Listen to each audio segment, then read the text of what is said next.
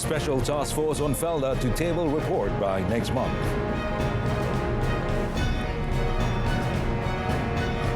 October admission into IPTAs in Kedah and Sarawak may be deferred to a new date.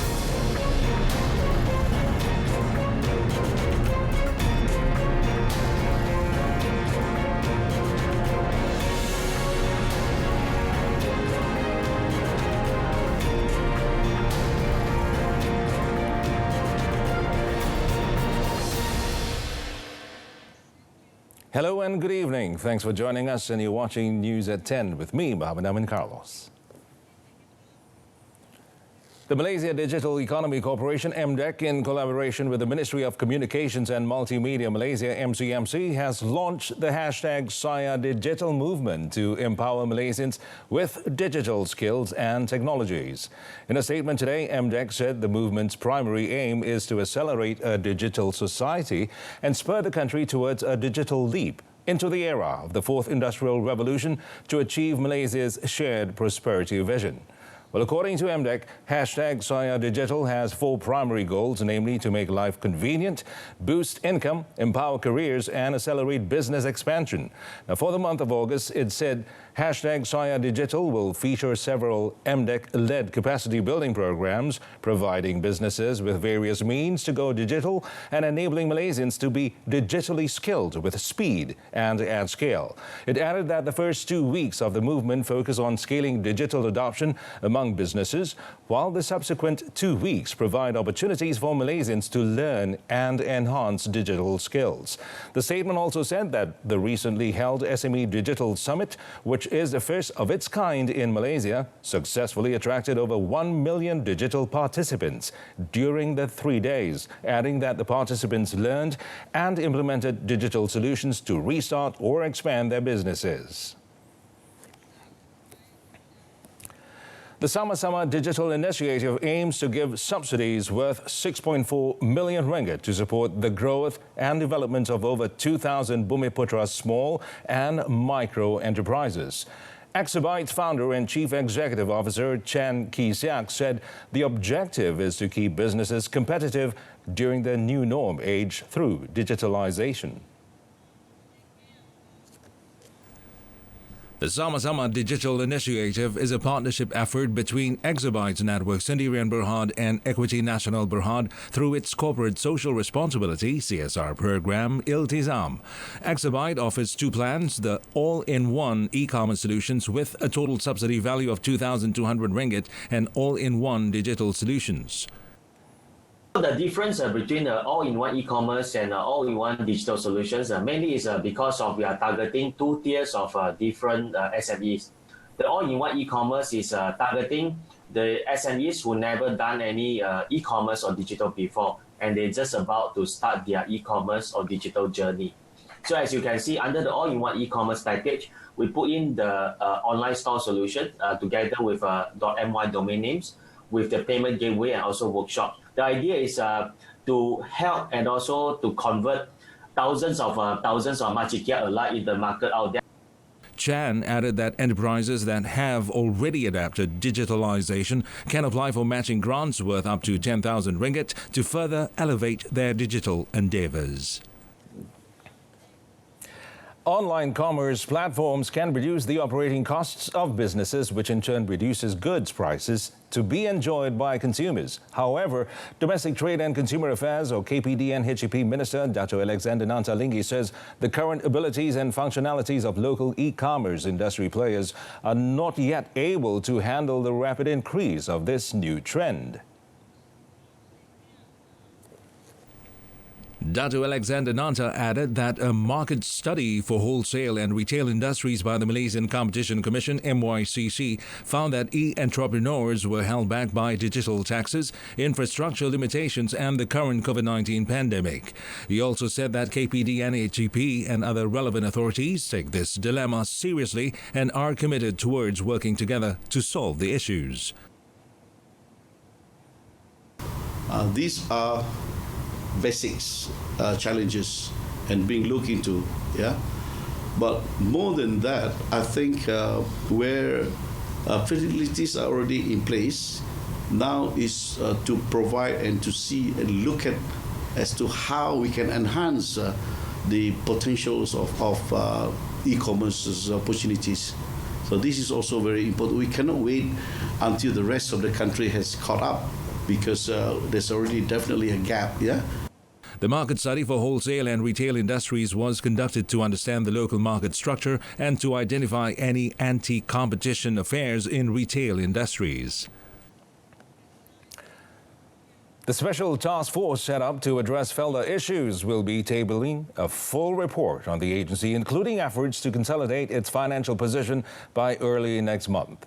Now, Minister in the Prime Minister's Department for Economy, Dato Sri Mustafa Mohamad, said the report is a follow-up from the tabling of the white paper, which is towards a sustainable Federal Land Development Authority, Felda, in Parliament in April last year. Model ini berkaitan dengan umumnya berkaitan dengan peningkatan pendapatan dan mengurangkan beban hutang dan lain-lain lah. Tapi saya nak fokus kepada halal peningkatan pendapatan ni. Kita nak satu model lastari di mana fungsi baru Felda telah pun menetapkan beberapa sasaran untuk meningkatkan pendapatannya. Speaking to reporters after a meeting with the leadership of North and South Cholak Felda in Slim River today, Dato Sri Mustafa said the current production of between 19 and 20 tons per 0.4 hectare per year would also be raised to the target of 25 tons per year, and the target is achievable. On the Cholak region, Herbal Valley, as announced by Prime Minister Tan Sri Muhyiddin Yassin recently, Dato Sri Mustafa said it is one of the efforts to improve income by continuous monitoring to ensure its success. Langkawi is the first location chosen for the launch of a new Sharia-compliant food delivery service mobile application. Now, the application, developed by local company Fast Track Sendiri and Berhad, guarantees that halal food ordered and delivered do not mix with non-halal ones in the same delivery box. Well, according to Fast Track's Chief Operating Officer Farhan Umar, the initiative will ensure that users of the application can order food with confidence. And he said this after attending the launching ceremony of the app, which was officiated by co-chairman of the Langkawi Development Authority, LADA, Juhari Bulat. The application currently has over 100 participants and is hoped to help youngsters gain income in the food delivery business.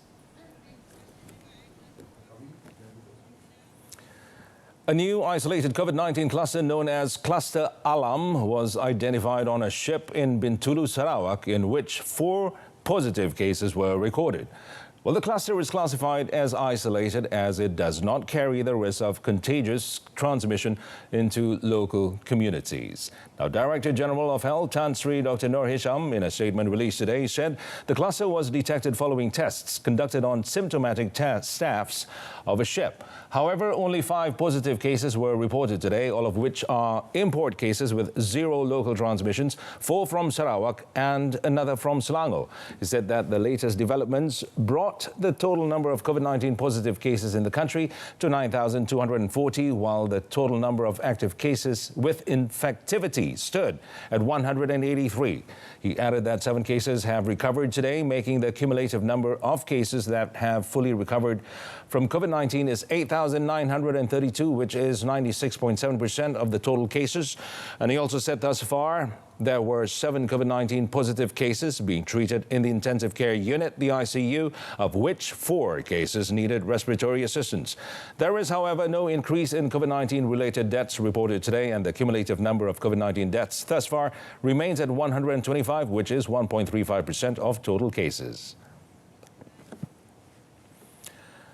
117 individuals were arrested yesterday for violating the Recovery Movement Control Restriction or RMCO regulations. Now, Senior Minister for Defence, Dato Sri Ismail Sabri Yaakob, said out of the 117, 91 of them were compounded, while the remaining 26 were remanded. In a statement released today, Dato Sri Ismail Sabri said the offences included 37 cases of failure to prepare entry-exit logbooks at premises, 8 cases of not wearing face masks, and 2 cases of premises operating outside the RMCO business hours. Other offences were 24 cases of prostitution acts and 46 cases of conducting mass events while not maintaining proper physical distancing. Meanwhile, security checks found that all individuals currently undergoing mandatory 14-day home quarantine are complying with SOPs.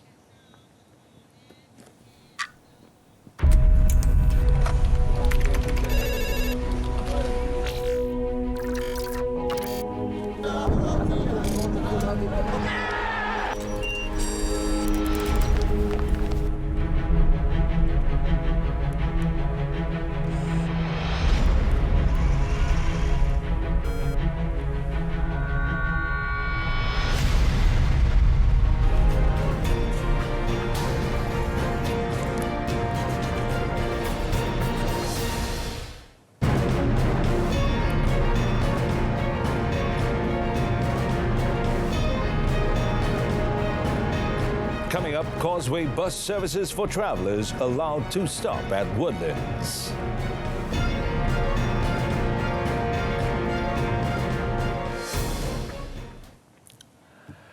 Well, the admission of new and existing students to public institutions of higher learning, or IPTAs, in Kedah and Sarawak in October may be postponed if the COVID-19 cases in both states continue to rise. Higher Education Minister Dr. Nuraini Ahmad said that the postponement would only be implemented after obtaining advice from the Ministry of Health, the National Security Council, or MKN, and the state governments involved.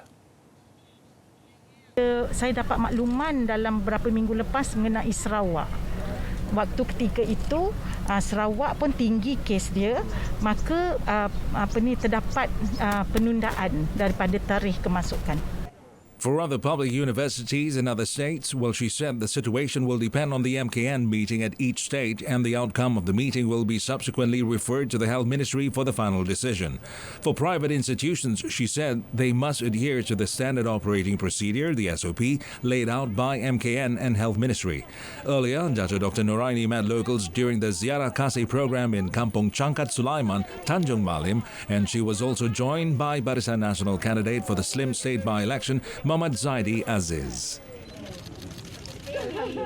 Well, free bus services provided by the Johor Public Transport Corporation, PAJ, to ferry pedestrians on the causeway under the Reciprocal Green Lane, or RGL, scheme and periodic commuting arrangement, PCA, have been allowed to pick up and drop off passengers at the Woodlands Checkpoint, Singapore, effective today. Now, the State Public Works, Transportation and Infrastructure Committee Chairman Muhammad Solihan Badri said the improvement was the result of an agreement between the Customs, Immigration and Quarantine Complex, the CIQ, at the Sultan Iskandar building with the Singapore Immigration and Checkpoints Authority, the ICA, today. In a statement, he said for the past 3 days since the border was open on 17 August, PAJ has provided free bus services. However, it is necessary for the buses to make a U-turn in the middle of the border between the two countries. However, Muhammad Solihan said now the buses are allowed to make a U-turn at the ICA in Woodlands instead. Meanwhile, PAJ in a statement said that the free hourly bus services will be available from 7:30 a.m. to 6:30 p.m. daily. It said commuters are advised to comply with standard operating procedures, the SOPs, set by the Ministry of Health when using the services. They are not allowed to stop the bus in the middle of the road and are advised to board the bus at the designated location. The Ma'al Hijrah 1442 event, celebrated in the new normal amid COVID-19 pandemic, continued today in several states with strict adherence to the Recovery Movement Control Order, the RMCO, Standard Operating Procedures, the SOPs. Well, the celebration, a significant event in the Muslim calendar, which began yesterday at the national level in Kuala Lumpur, was graced by the Yang di-Pertuan Agong Al-Sultan Abdullah Riayatuddin Al-Mustafa Billah Shah and Raja Permaisuri Agong Tunku Haja Aziza Amina Maimunah Skandaria. Negeri Sembilan, Kelantan, Sabah and Sarawak also held a celebration yesterday, complying with the SOPs, which included maintaining physical distancing and attendees wearing face masks. In Johor Bahru today, the state-level celebration held at the main hall of the Iskandar Islamic Center was attended by Menteri Besar Dato' Hasni Mohamad, who delivered his message on driving prosperity through Islam. At the event, former Johor State Mufti Dato' Muhammad Tahrir Samsudin was presented the Johor Tokoh Ma'al Hijrah Award, which included 10,000 ringgit in cash, a certificate and prizes worth 2,000 ringgit. The Saudara Kita Award went to Nur Salina Pay Abdullah, while the Ma'al Hijrah Orang Asli Award was presented to Yusri Abdullah, and each received 2,000 ringgit in cash, a certificate and prizes worth 1,000 ringgit. Meanwhile, in Pahang, the Regent Tengku Hasan Al Ibrahim Alam Shah Al Sultan Abdullah Riayatuddin Al Mustafa Billah Shah attended the state-level celebration held at the Sultan Haji Ahmad Shah Perak Jubilee Hall.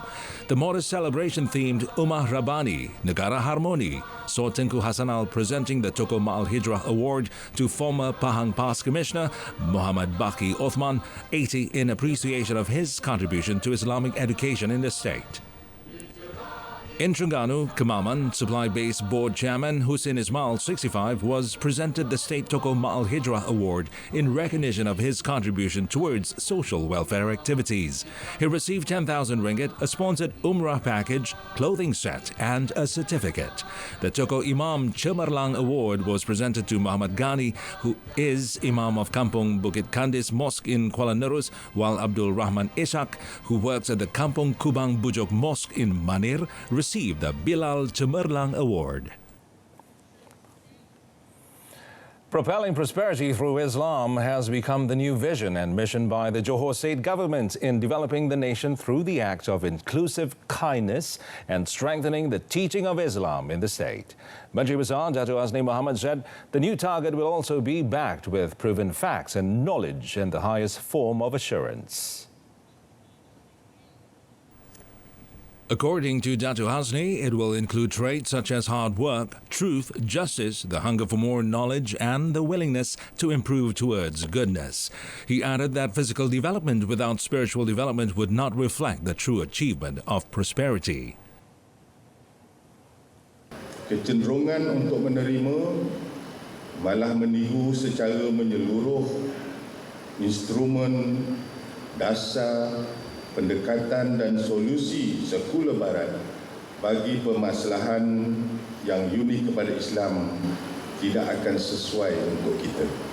During his speech at the state-level Ma'al Hijrah celebration at Dewan Pusat Islam Iskandar in Johor Bahru today, he said the teaching of Islam is the solution for this issue and the way forward for the country to deal with the current economic and social situation.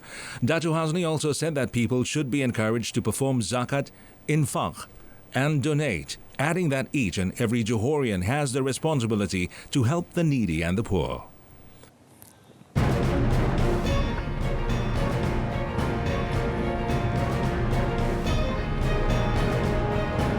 Russian opposition leader poisoned. That and more coming up in our foreign segment.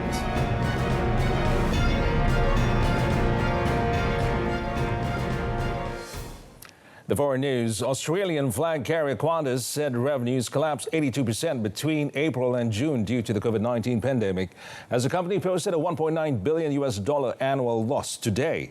The airline reported a strong first half of the year, followed by a near total collapse in travel demand.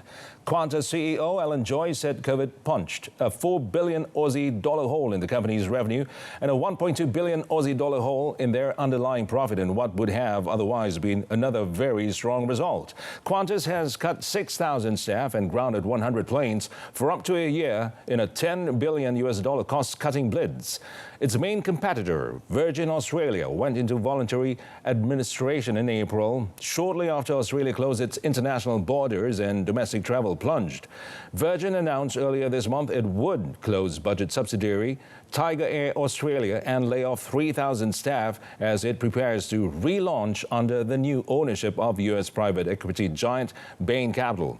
Now, Joyce added that the pandemic would continue to have a, quote, huge impact on the business, with expectations of a significant loss in the coming financial year. Several domestic state borders remain closed, while Qantas has said it does not expect to return to international travel until mid-2021.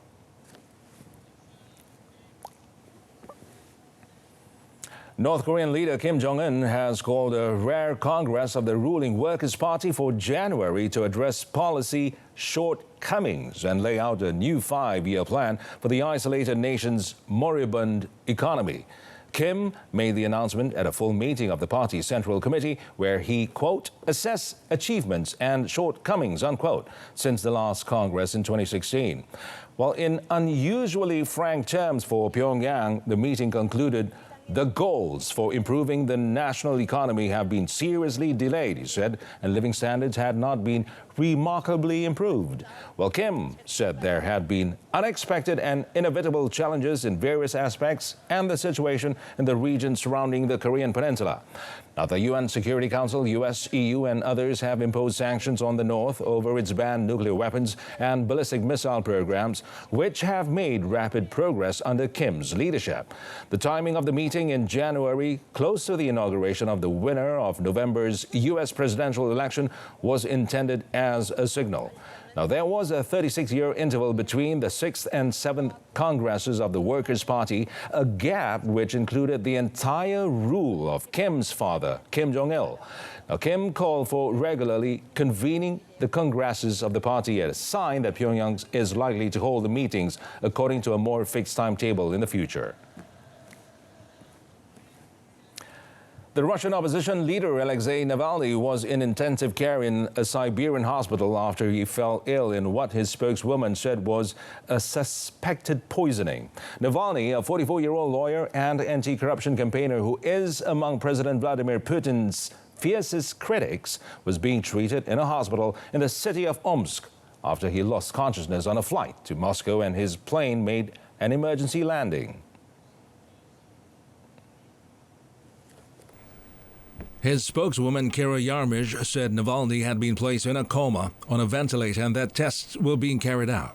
State news agency TASS reported that Navalny was in the intensive care unit for toxicology patients in Omsk Emergency Hospital No. 1. The hospital's chief doctor, Alexander Murakovsky, told TASS that Navalny is in serious condition, while the hospital's deputy head, Anatoly Kalitnichenko, told journalists that he is on a ventilator. He said a diagnosis should be established Thursday, but the doctors have no confidence as of today that the reason for his condition is poisoning. Navalny's lawyers were requesting an investigation into the attempted assassination of a public figure. Navalny has previously suffered physical attacks and a number of Kremlin critics have been poisoned in the past. Well, the brother of a suicide bomber who killed 22 people at an Ariana Grande concert in Manchester in 2017 refused to attend his sentencing hearing for murder. Well, a jury found Hashim Abedi, now 23, guilty of 22 counts of murder, attempted murder, and conspiring to cause explosions at the gig in northwest England after a trial that ended in March. The attack carried out by Salman Abedi, 22, inspired by terror groups, was one of the deadliest terror attacks ever carried out in Britain and left more than 200 people injured. The defendant had sacked his legal team and refused to leave prison to attend the trial at the Central Criminal Court in London. Judge Baker said he cannot be given a whole life term, ensuring he would never be released because he was aged under 21 at the time of the offences.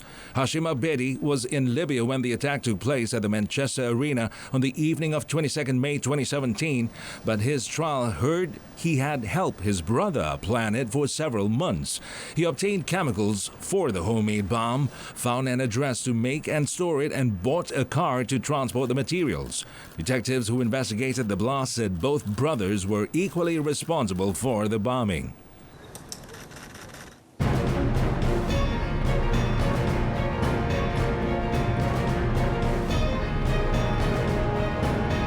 Coming up in sports, Robert Lewandowski scores again to set up final with PSG.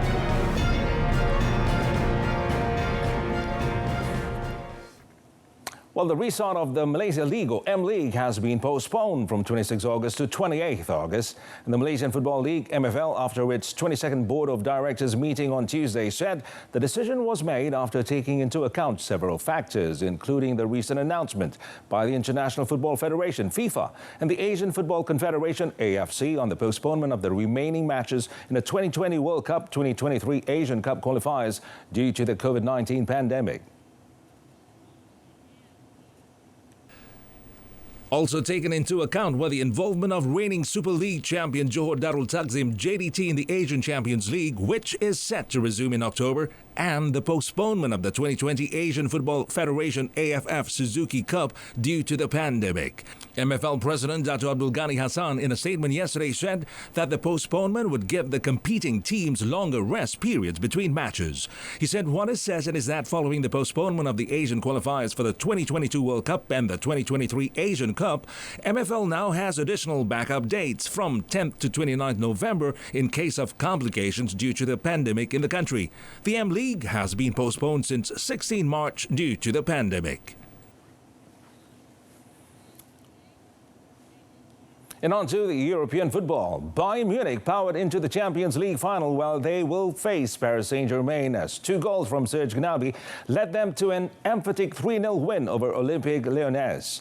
Now, Bayern will bid for their 6th European Cup triumph when they come up against Neymar and Kylian Mbappe on Sunday. And after convincingly beating Chelsea, Barcelona and now Lyon, Hansi Flick's side will surely start as favourites. Bayern grabbed the lead as a clever ball from Joshua Kimmich found Gnabry, who danced in front the right and unleashed an unstoppable shot from over 20 meters out into the top corner.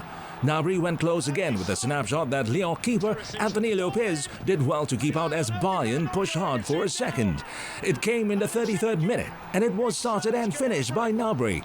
Bayern lacked the intensity of their first half display, but they made sure of the win in the 88th minute when Robert Lewandowski rose to head home a Kimmich cross from a free kick. The Germans are unbeaten in 2020, winning 24 of their last 25 matches in all competitions, and they have won every Champions League game this season. No team has ever won the Champions League with a 100% record, but PSG's powerful attack should make for an entertaining contest. Well, Ronald Koeman said he will fight to put Barcelona back on top after he was officially appointed Wednesday as the Spanish club's new coach on a 2-year deal. He says it's a happy day, according to Koeman, adding that it's a challenge and will demand the best of him. Koeman, at his unveiling of the Camp Nou, becomes the 5th Dutchman to coach Barcelona after Rinus Michels, Johan Cruyff, Louis van Gaal and Frank Rijkaard. The 57-year-old, who had been in charge of the Netherlands since 2018, replaces Quique Setien, who was sacked after the Catalans were humiliated 8-2 by Bayern Munich in the Champions League quarterfinals on Friday. In his 6 seasons as a Barca player, Koeman made 264 official appearances, scoring 88 goals as he's shown in Cruyff's dream team, winning 4 consecutive La Liga titles between 1991 and 94. He also struck the winner in the 1992 European Cup final, the Catalan club's first ever success in Europe's sub-club competition. Koeman said he would stick to his preferred Dutch style of possession-based football, but rode back on suggestions the likes of Luis Suarez, Sergio Busquets and Jordi Alba could all be leaving the club. The former Everton and Valencia boss also said he was confident of keeping Lionel Messi, with the 33-year-old Argentina star entering the final season of his contract.